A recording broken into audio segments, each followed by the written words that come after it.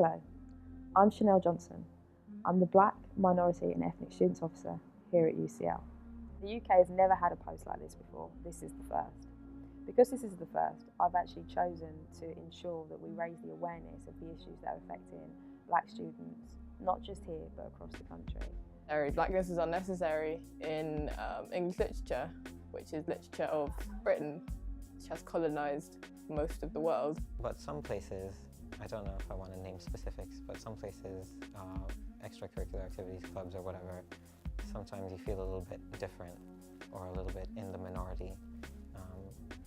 And the worst part about it is probably that people around you, you feel like they don't necessarily notice even that, and so you don't really want to bring it up as a topic of conversation. I don't even know if I'm going to graduate sometimes, so if I have to continue that for the rest of my academic career,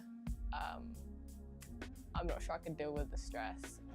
If I'm honest, I haven't noticed any imagery around UCL of Black people. If there is some, I just haven't noticed it.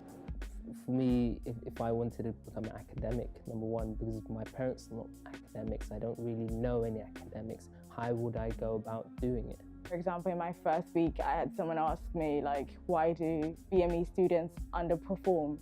And so in that moment, you walk into this all-white environment, and then already someone reminds you that no, you are BME, and that's how we're going to see you for the rest of your time here.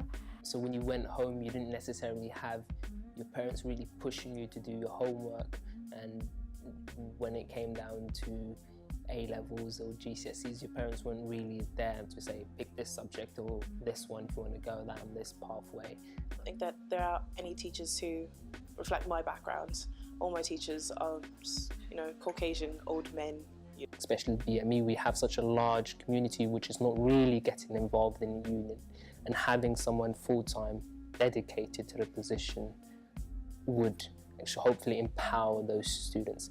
And hopefully from this election, just looking at how many candidates are running this year in comparison to how many people from BME community running the year before, shows that hopefully we did the right thing for having a full-time BME officer.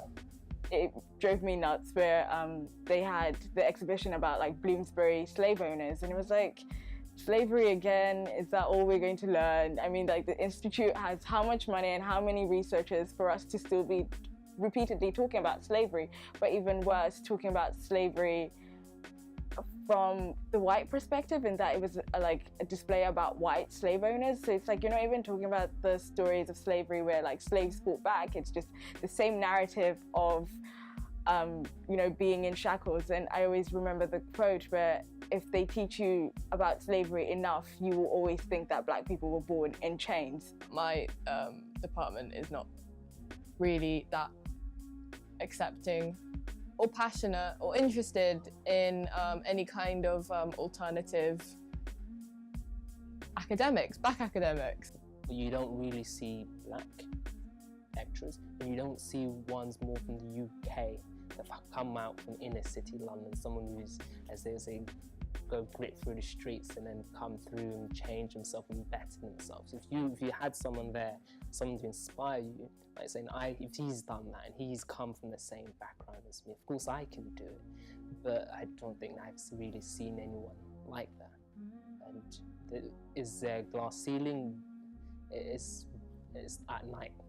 We don't know if it's there.